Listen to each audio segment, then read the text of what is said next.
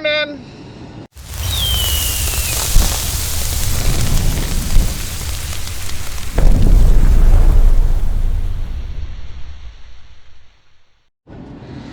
I haven't filmed on the farm in a little while.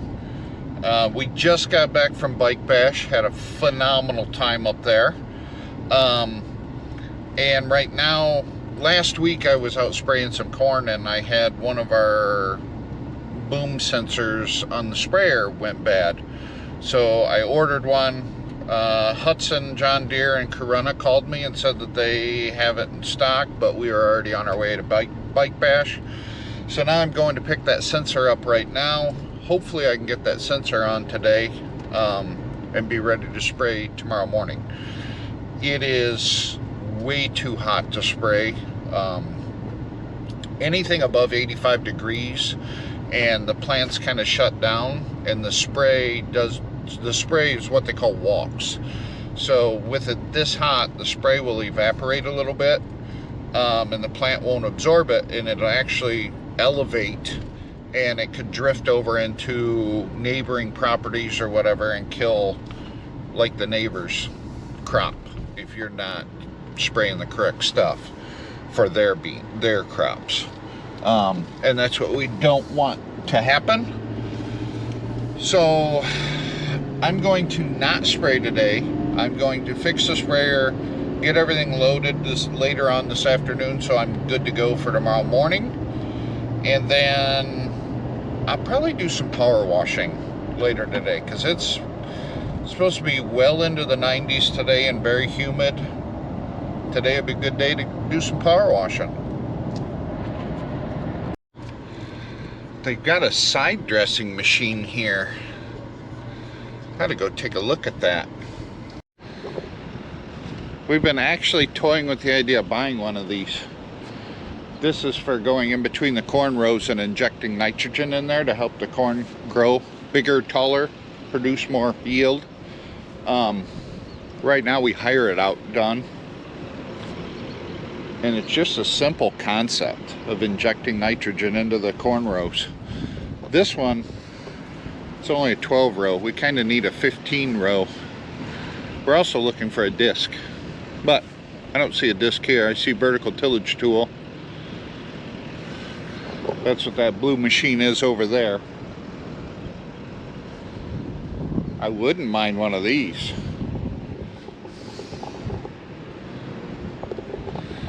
New 45-foot head for a combine. Whoa, that'd be sweet. But I'm sure they're asking over 100 grand for that thing. Check out this thing. This is a vertical tillage tool machine that you can put fertilizer down with.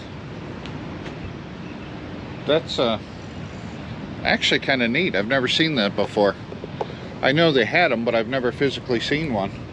Your fertilizer comes right through these tubes, drops on the ground, right behind the vertical tillage tool. That's actually pretty slick. Bet you it's heavy, really heavy. Okay, enough daydreaming. Let's get back to the farm. All right. This little fella right here, $105. All right, let's, I'll get the sprayer, get it pulled in here, and we're gonna try and finagle this part in. And when I say finagle, I'll show you what I mean when we get up there. Okay, the sensor in question is up there. I will show you exactly where it's at here. It's behind all of these master switches. Down, see right there, that wire, that's where it's at. And everything is solidly put in place here. I could probably remove this bracket, move this hose out, and I can reach down in there a little gooder. So I think that's what I'm going to do. I'm going to pop this off. That way I can get some flex there and reach down in there. I got a feeling I'm going to get greasy doing this because of that bearing. But it's alright, it needs to be changed, so let's change it. At least I'm hoping that's what needs to be changed. The issue I was having is when you unfold the sprayer and you hit the auto boom setting, the booms are unfolded, they come down and they spray. We have it set up for 36 inches above canopy. So above the plant that we want to spray, whether it be corn or soybeans, the booms run 36 inches above them to spray. These booms have sensors on them, so if you get in an area where the ground is uneven, the booms automatically raise up and down to compensate for that. And at first, this is one of the sensors right here. We have 3 of those sensors, one on each end of the boom and one in the center. What I did is I hit my auto boom, the booms went down, and then the right boom raised way up in the air, and the center boom raised way up in the air. I was thinking one of those boom sensors was bad. I got on a forum online, was talking to some people, and from what they say, it's not very often that those sensors go out, which is good because those sensors are about $1,900 a piece, and there's 3 of them on here. But they said what happens is the boom rock sensor, it's a sensor that senses the angle of the boom, goes bad frequently on these machines. And so we tried it. It's a $105 part. It's much cheaper than a $1,900 part. So what we did was, I'm going to replace that boom sensor, that rock positioning sensor, tilt positioning sensor, however you want to say it. There's like 4 different names for it depending on where you're at in the world. Basically what that does is that senses the tilt of the boom. So if the boom is tilted one way, it raises this boom up to compensate for it.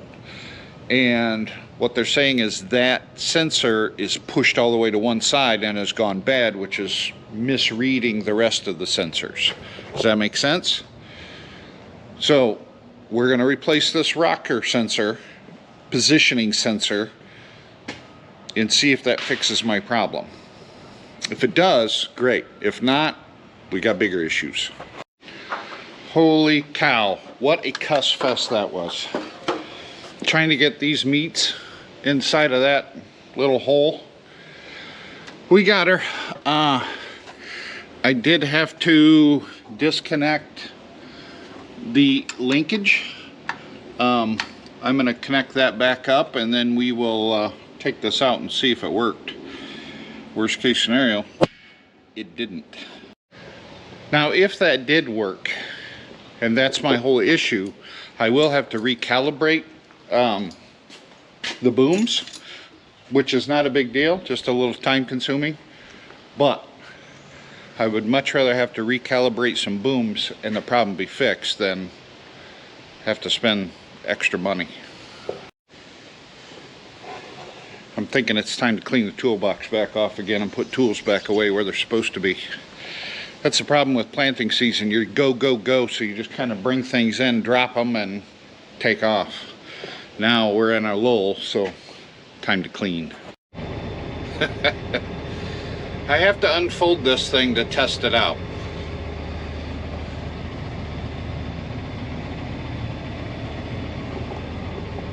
My booms are 100 feet wide, so I got to find a 100-foot wide area to unfold this and test it out. Awesome.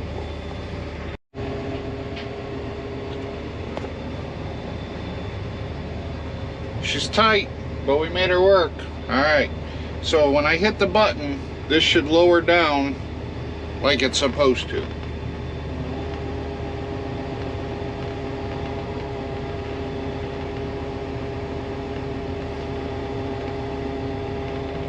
It is not. I'm not a happy camper.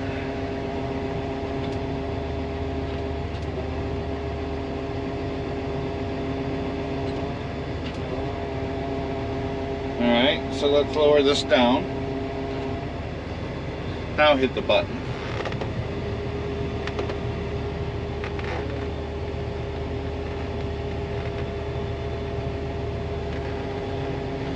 That wasn't my issue. Not my issue at all. Son of a gun. Alright, I gotta figure this out. That did not fix my problem. Now I don't know what to do. I'm gonna fold this thing up and park it. I guess I just gotta run these booms manually for a little bit until we can figure out what's going on with it. Not gonna lie, that's rather disappointing. But, is what it is. Alright, I'm gonna clean some tools up. I really probably ought to do some power washing, but man, it's hot out in the sun. I got a phone call. It's our salesman at one of the John Deere dealers. He has a disc for me to look at. And he gave us a price on trading our disc in and our crumbler in on this disc, and it's a fair deal. Like, there really won't be a whole lot of money exchanged. So I'm going to look at that disc to see if we want it. Granted, it's about an hour and 10 minutes away, but it might be worth it. So, and if we do this deal, then he's going to deliver the new disc and pick up our old disc and crumbler and drag them, you know, back to his location. So we won't even have to deal with delivery or anything like that. He'll take care of that for us. I made it. This disc is a little bit bigger than ours.